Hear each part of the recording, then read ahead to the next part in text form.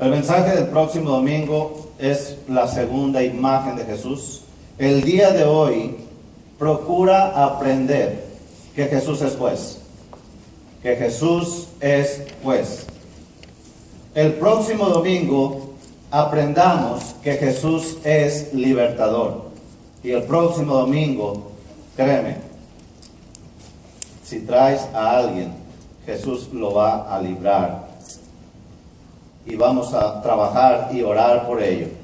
Jesucristo es juez. Los creyentes en Jesucristo somos la luz del mundo. Amén. Amén. Pero los que viven en la oscuridad están tratando desesperadamente de apagar tu luz. La pregunta es si lo están logrando. ¿Qué es lo que está sucediendo con nuestra luz como creyentes? Les voy a pedir que a ver si entienden los proverbios mundanos. Dicen por ahí, un proverbio del mundo: en la tierra de los ciegos, el tuerto es rey. ¿Cierto o no cierto? Sí. En la tierra de los ciegos, el tuerto es rey. En la tierra de los espaguetis, la paleta es juzgada como dura, rígida, insoportable. Y en la tierra de los dulces y los chocolates, la fresa es juzgada como agria y coqueta. ¿Qué quiero decir con esto?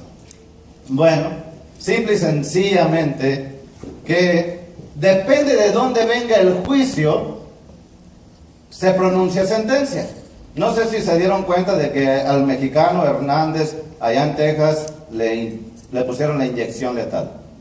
Y muchos estaban pidiendo, hasta el presidente, revísenlo por favor, revisen su caso, porque cuando lo sentenciaron no tenía la defensa apropiada. ¿Y de qué lo acusaban? De asesinar a su jefe, al que le dio trabajo y al que le dio comida y le dio lugar donde vivir, y de violar repetidamente su esposa. Y la ley, el juez, le dio pena de muerte.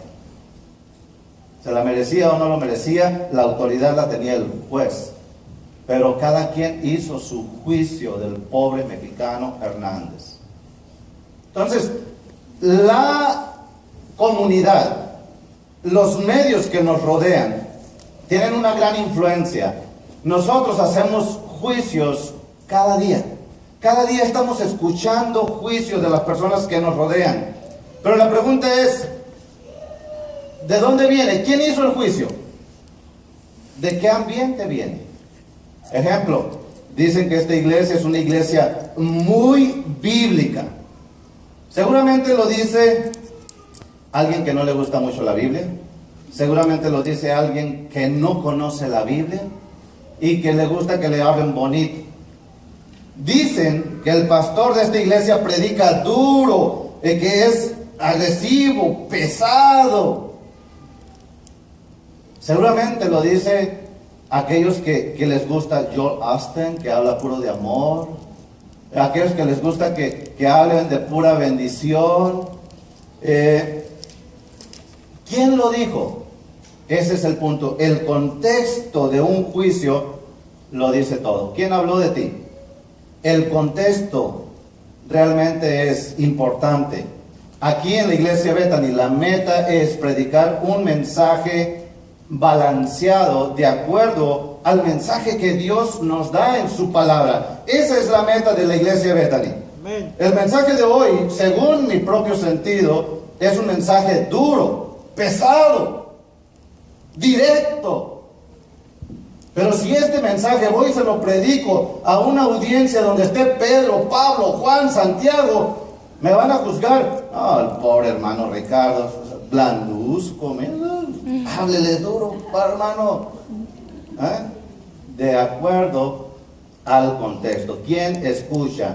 La naturaleza de la cultura tiene gran influencia al juzgar.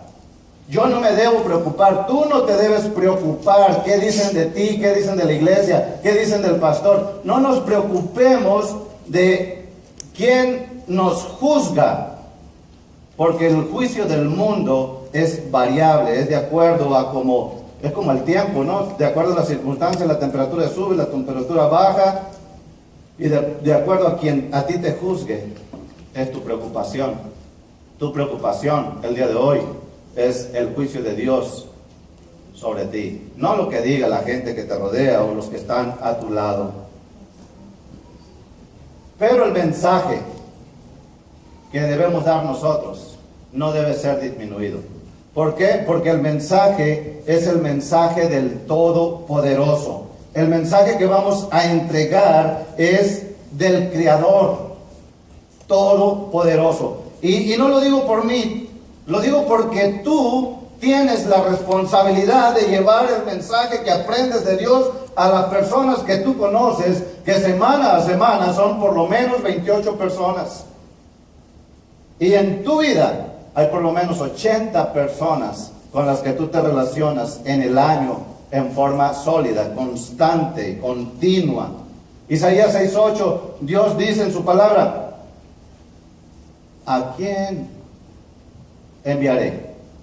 ¿Y quién irá por nosotros?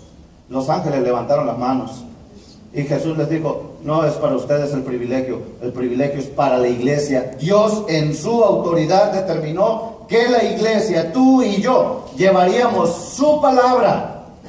Y Dios dijo a Isaías, cuando Isaías dijo: Señor, heme aquí, envíame a mí, ve y lleva mi palabra. Ve, y aunque no los escuchen, aunque con los oídos escuchen y no entiendan. Entonces, el mensaje que compartimos viene del Todopoderoso y yo tengo que ajustarme. Cuando yo predico la palabra de Dios, tengo que ajustarme, puedo evaluarme a mí mismo lo que estoy predicando.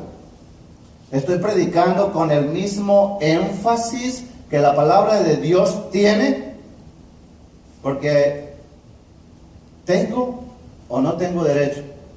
¿Tengo derecho a disminuir la palabra de Dios? A decir, no voy a hablar de esto, o de esto sí voy a hablar, o ¿tengo ese derecho?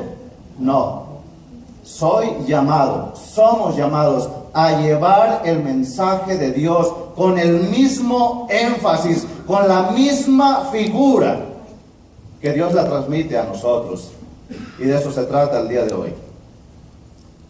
¿Dónde debo hacer énfasis? ¿Debo hacer énfasis en el pecado, en el amor, en el arrepentimiento, en el juicio, en la ira, en la vida eterna, en la misericordia? ¿De dónde debo hacer énfasis?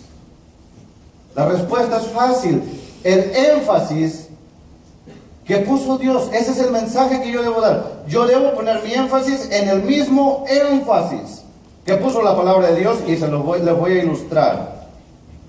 Hay un libro que se llama A los Romanos, Carta a los Romanos, escrito por el apóstol Pablo, y dice de esta manera: Pablo, siervo de Jesucristo, llamado a ser apóstol, apartado para el evangelio de Dios, que él había prometido antes por sus profetas en las Santas Escrituras.